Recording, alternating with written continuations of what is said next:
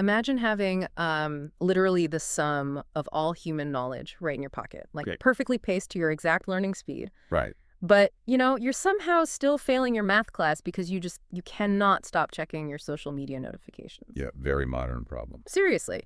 So, welcome to the deep dive. Today, we are looking at a transcript from an English language learning course, and it's titled The Future of Education: Online versus Traditional Classrooms. That's a great piece. It really is. And, while it's framed as this pretty straightforward dialogue between two characters, David, who is this huge advocate for the digital classroom being the future, and Emma, who fiercely champions the traditional physical school, actually serves as like a perfectly distilled map of the biggest debate in modern learning today. Mm-hmm.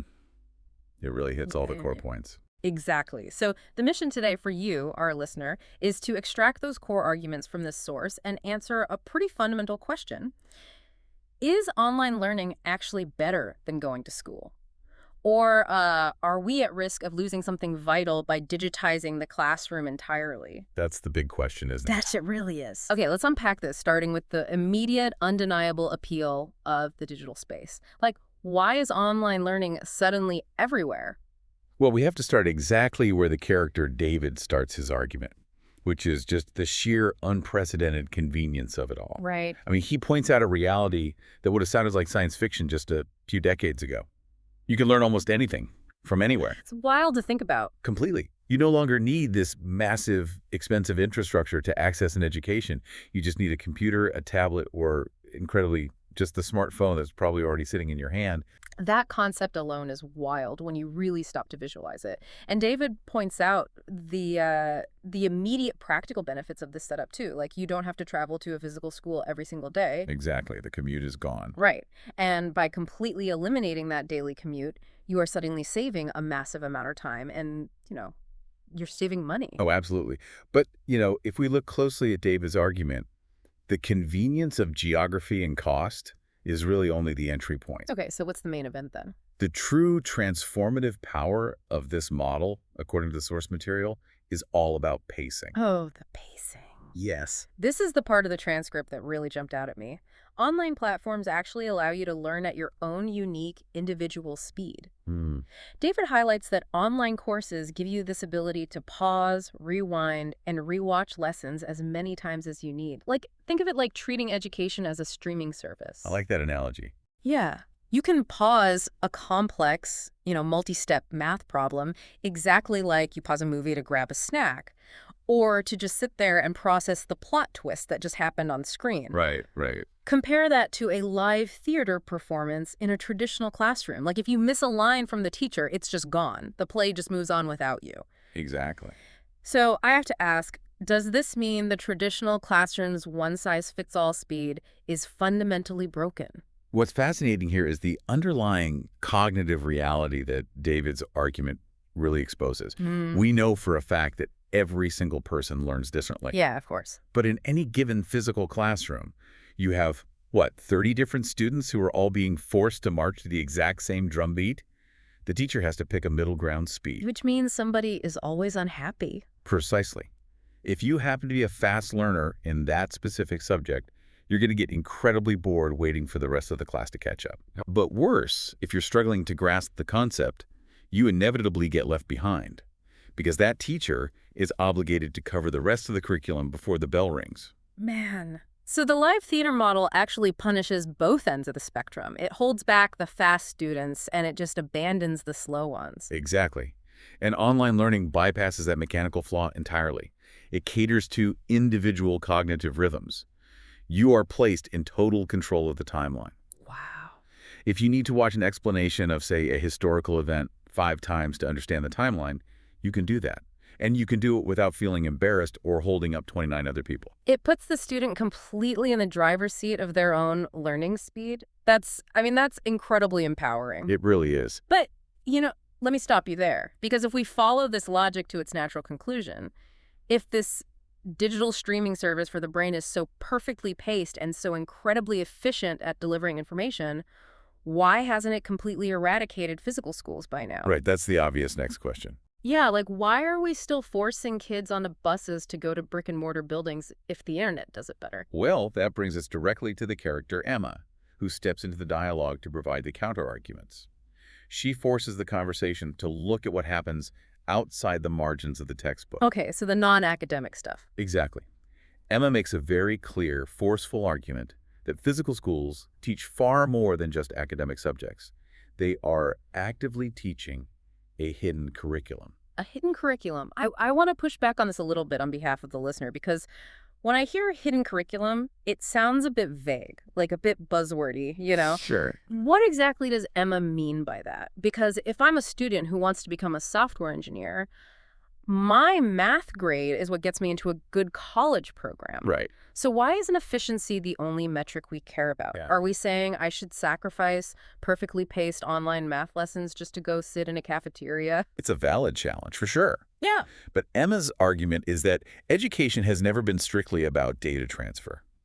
Her hidden curriculum includes the messy, complex realities of teamwork, communication, discipline. The soft skills. Exactly. Simply learning how to interact with different types of people.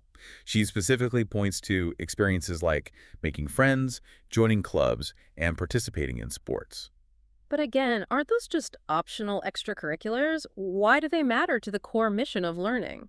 Because if we connect this to the bigger picture, we are a highly social species, and the physical school environment serves as this mandatory practice ground for the real world. Okay, I'm listening. Think about how a physical classroom enforces this. When you're assigned a group project in a brick-and-mortar school, you are forced to sit next to someone you might completely disagree with for 45 minutes. Oh man, we've all been there. Right. You have to navigate their personality, you have to resolve conflicts in real time, and you have to figure out how to communicate your ideas effectively just to get the grade. And you can't just mute them. Exactly. Logging off a video call the second you feel frustrated does not teach you how to survive in a workplace.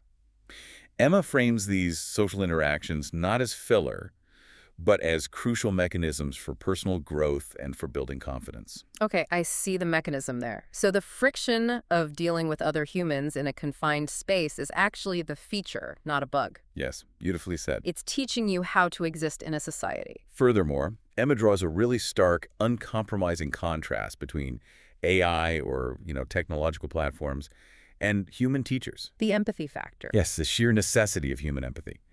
Emma notes that while AI can explain a math formula perfectly well, teachers actually understand emotions. They inspire students. They offer vital encouragement when someone is struggling. So a screen can give you the answer, but it can't tell that you were secretly panicking. Exactly. Genuine human empathy is required to look across a room, read a student's face, and notice that they are completely lost, even if that student is too shy to ever raise their hand. Which happens all the time. All the time. And an algorithm cannot genuinely replicate that interpersonal dynamic. A good teacher can change a student's entire life trajectory because they provide a human connection and mentorship, rather than just acting as a highly efficient, interactive textbook. Wow, that fundamentally reframes the purpose of the building entirely. The teacher isn't there to just dispense facts. They're there to mentor the emotional process of acquiring those facts. Precisely. But, if physical schools are so vital for our social conditioning and our emotional support, then isolating a student behind a screen doesn't just make them lonely. It makes them entirely responsible for their own motivation. It does. Which leads us to the dark side of David's beloved flexibility. It really is a double-edged sword. Hmm. And Emma is very clear in her warnings about this in the transcript. She points out that without a fixed, externally enforced timetable, students are highly prone to procrastinate. Oh, the procrastination trap, yes. Yeah. I mean, if you don't have to complete the lesson at 9 a.m., the temptation to do it later is absolutely overwhelming. It's human nature. That happens because in a traditional school, you have teachers physically standing in the room to remind you about homework and looming deadlines. The schedule dictates your day. Right. You're just swept along by the current of the school day. Exactly. But online, that external pressure and structure is it's completely gone. Which means online learning requires an immense amount of self-discipline. It does. Yeah. It requires an internal drive that not everyone naturally possesses, especially when we're talking about younger students who are, still developing their habits. That makes total sense. You're shifting the entire burden of time management away from the institution and placing it squarely on the shoulders of the student. That is a lot to ask of a teenager. Right. And then you compound that complete lack of structure with the realities of the digital environment itself. The distractions. The distractions. Emma specifically calls this danger out in the transcript. The peril of studying your history lesson 1 minute and checking social media messages the very next minute. Staying focused becomes incredibly difficult. Almost impossible for some. Yeah. Here's where it gets really interesting. It's like having access to an all-you-can-eat buffet of knowledge, but the dessert table, packed with social media, videos, and games, is sitting right next to the vegetables you're actually supposed to be eating. This is a perfect way to describe it. In that scenario, you are your own worst enemy. I want to extend that analogy, Yeah. actually, because it highlights exactly what Emma is arguing. Think about what a physical classroom actually is in this context. It acts as an artificial, distraction-free bubble. Okay. It's essentially a restaurant that only serves vegetables. Hmm. When you walk through the doors of a classroom, the dessert table is physically left outside. Oh, that's brilliant. The entire environment, the desks, the silence, the teacher at the front, it's engineered to force your focus onto the learning material. So online learning effectively shatters that protective bubble. It shatters it completely. You are trying to eat your vegetables while the dessert table is buzzing and flashing right in front of your eyes. It forces you to develop an ironclad internal discipline rather than simply relying on an external routine provided by the school building. That is an enormous amount of psychological responsibility to place on a student. But, Emma doesn't stop at just the psychological challenges. The source also highlights massive structural, technological hurdles. Yes. Because it's not just about resisting the social media dessert, it's about whether you can even get to the educational vegetables in the first place. Yeah, Emma explicitly mentions that internet connection problems can interrupt classes entirely. Yeah. But fundamentally, we have to acknowledge that not everyone has a fast, reliable internet connection or their own personal computer. Which feels like a pretty devastating caveat to David's whole argument. Like, if the technology fails or if you simply do not have the financial means to access it, your education is entirely blocked. Exactly. There is no physical classroom down the street to fall back on. It creates a hard barrier to entry. If you lack the hardware or the bandwidth, the perfectly paced online math lesson is completely irrelevant to you. Okay, so we've established a pretty grim picture of the risks here. Online learning carries a massive risk of distraction.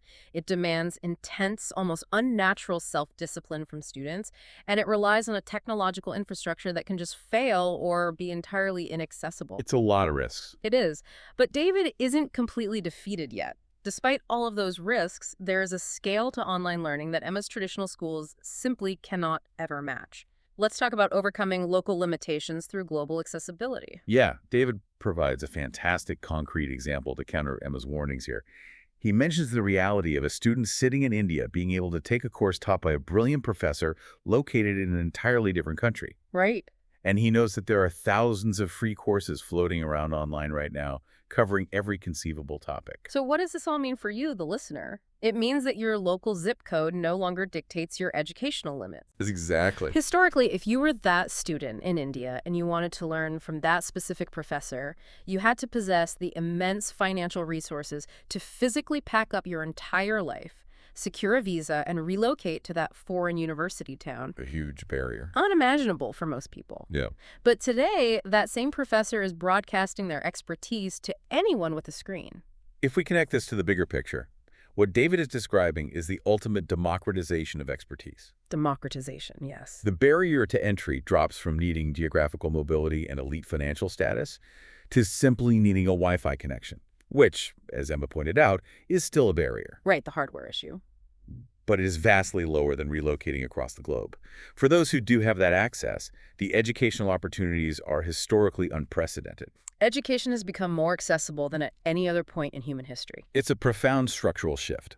You are no longer limited by the physical borders of your neighborhood, your town, or even your country. You literally have the globe at your fingertips. But as Emma has thoroughly established, that incredible global digital world still lacks the human empathy, the vital social conditioning, and the distraction-free environment of the physical school building. Right.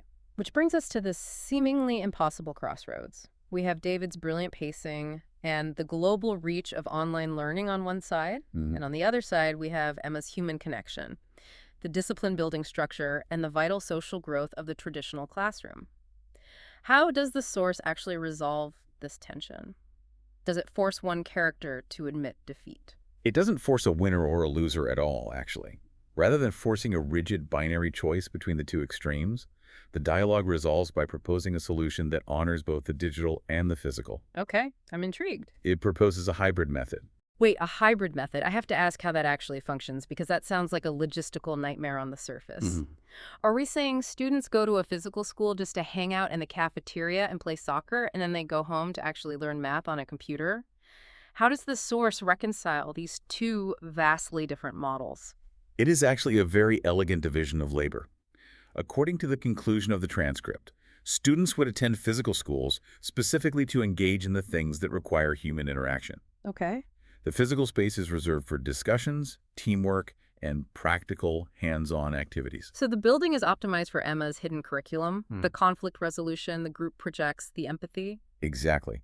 You utilize the physical environment for the social and emotional aspects of learning, and then you utilize the online lessons to review topics and learn the raw information at your own individual pace. Oh, wow. The core takeaway from David and Emma's conclusion is that technology should be used to support education, not to replace the human element completely.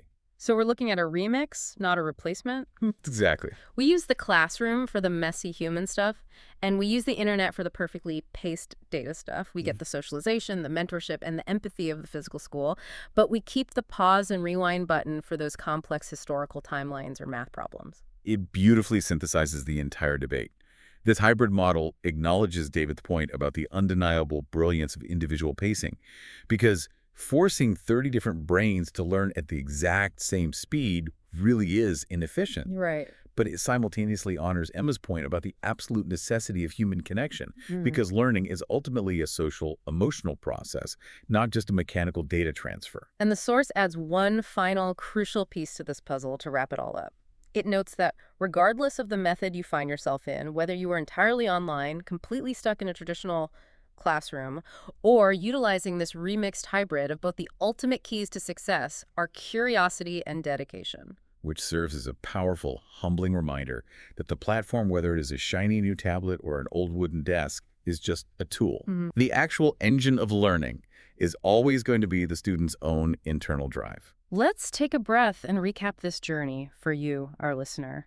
We started by exploring the undeniable allure of the digital classroom, the massive convenience, and that incredible transformative ability to pace your own learning just like a streaming service. Right. Then we pushed back on that efficiency to look at why physical schools still matter, uncovering the hidden curriculum of teamwork, social growth, and the irreplaceable empathy of human teachers who can read a room.